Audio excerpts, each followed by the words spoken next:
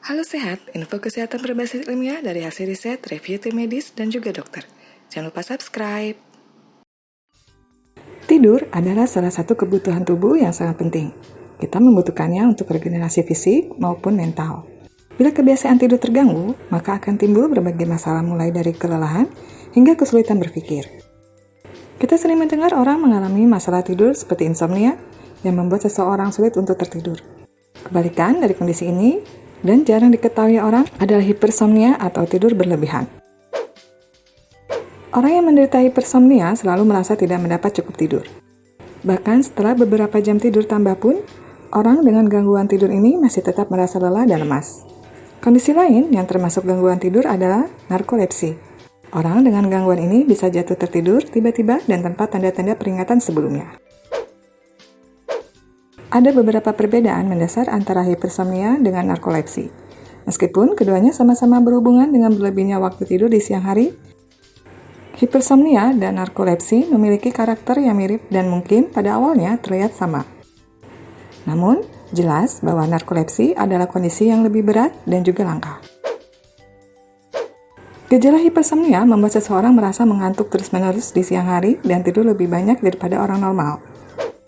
Kondisi ini menyebabkan penderitanya terus kelelahan, yang akibatnya membuat mereka tidur lebih lama di malam hari atau tidur siang yang cukup panjang.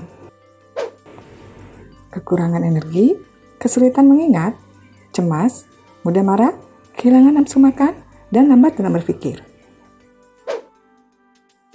Diagnosa untuk hipersomnia bisa ditegakkan dengan cukup sederhana, karena kriteria dari kondisi ini cukup jelas. Kriteria ini bisa ditemukan dalam Diagnosis and Statistical Manual of Mental Disorders edisi kelima, yaitu rasa kantuk yang berlebih di siang hari walau sudah tidur cukup di malam hari, kesulitan untuk bangun bahkan ketika dibangunkan secara tiba-tiba, tidur berulang-ulang dalam satu hari. Ada beberapa syarat tambahan untuk mendiagnosis hipersomnia, yaitu gejala-gejala harus timbul minimal selama 3 bulan, setidaknya 3 kali dalam seminggu. Gejala-gejala menyebabkan gangguan pada aktivitas penting harian seperti tidak bisa bekerja, mengurus rumah, menjaga anak, dan sebagainya. Gejala-gejala tidak bisa dihubungkan dengan gangguan tidur lainnya, tidak diakibatkan gangguan kesehatan lainnya atau bukan akibat konsumsi obat atau zat lainnya. Gejala-gejala narkolepsi lebih berat dan berhubungan dengan fungsi syaraf yang lebih banyak daripada hipersomnia. Orang yang menderita narkolepsi akan mengalami rasa kantuk berlebihan di siang hari, tidur malam yang tidak nyenyak atau terjadi pada 50% penderita narkolepsi, sleep paralysis atau tubuh terasa lumpuh ketika bangun dari tidur, kesulitan mengingat, dan halusinasi. Untuk diagnosa narkolepsi, kriteria yang dibutuhkan melibatkan lebih banyak tes fisiologis sebagai tambahan dari deservasi atas gejala-gejala yang dialami pasien kriteria DSM-5. Untuk narkolepsi termasuk keinginan untuk tidur yang tidak bisa ditahan dan terjadi berulang dalam satu hari, mengalami gejala-gejala selama minimal 3 bulan setidaknya 3 kali seminggu. Katalepsi atau hilangnya kontrol otot yang terjadi beberapa kali dalam 1 bulan yang berhubungan dengan tertawa, wajah yang cemberut atau menjulurkan lidah. Kekurangan hipokretin, berubahnya periode REM saat tidur. Biasanya, neuron hipokretin yang terletak di hipotalamus bekerja membantu otak tetap terjaga. Untuk beberapa alasan yang masih belum jelas, penelitian menunjukkan bahwa pada penderita narkolepsi, neuron yang mengandung hipokretin menurun fungsinya dan akhirnya mati.